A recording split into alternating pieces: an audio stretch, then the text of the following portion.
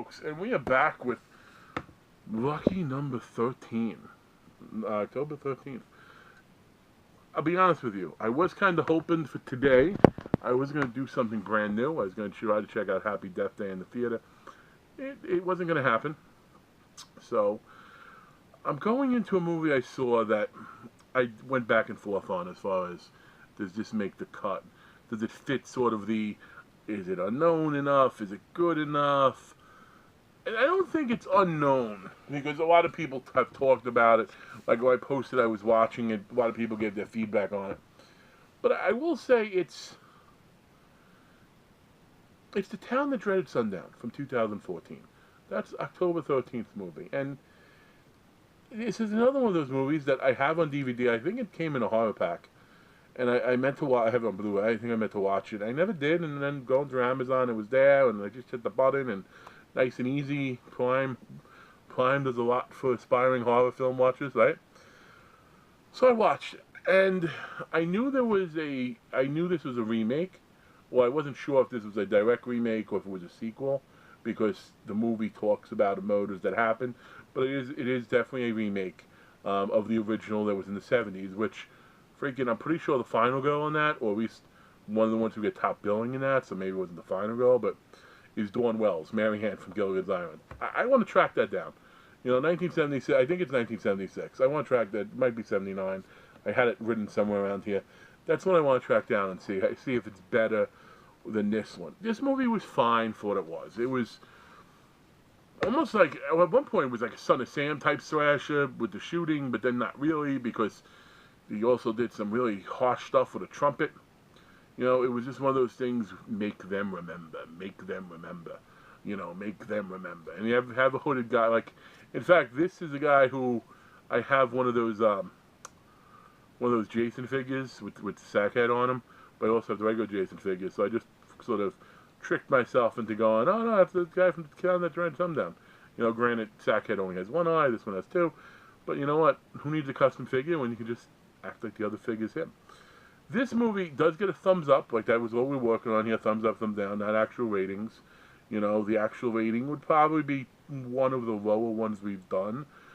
But given what this was, it was an important movie. Because it sort of shows you why we love Halloween as much as we do. Why I love The Collector as much as I do. Why we love Jason as much as we do. Because when you wear a mask, you shouldn't talk.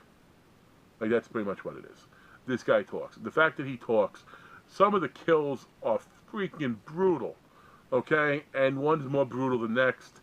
Freaking the guy from, well, every other movie, who played Bill Lumberg in Office Space. He dies in a pretty fantastical way. You know, everybody has something screwed up when they die. Will beheading, you know, like I said, a poorly trumpet. You know, whoever that guy's music teacher was, he would not be happy. This is a good movie, though, if you're a straightforward slasher fan, you'll like it. You know, it doesn't hang with any of the big boys they mentioned. And there might be some big boys that are still one-offs, but the fact that you're in a mask and you talk, that killed it for me. Because he just sounds like a dude, and he's doing what he's doing. He's not necessarily this unstoppable force, and you can see what happens at the end. Maybe he's not very unstoppable at all. It does try to get too twisty for its own good.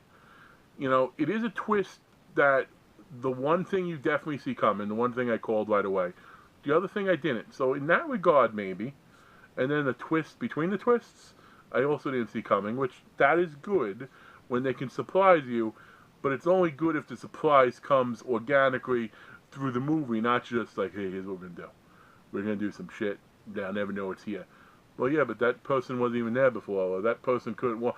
Like, you know, it went a little extreme. But it was fun. You know, it was a fun flick for what it was. It's something that I tell you I had on Blu-ray because of horror pack. I could even see myself rewatching at some point in time. You know, I definitely want to see 76 or the one in the 70s though, before I do that. And then who knows? Maybe I'll make this more. Maybe I'll like it less.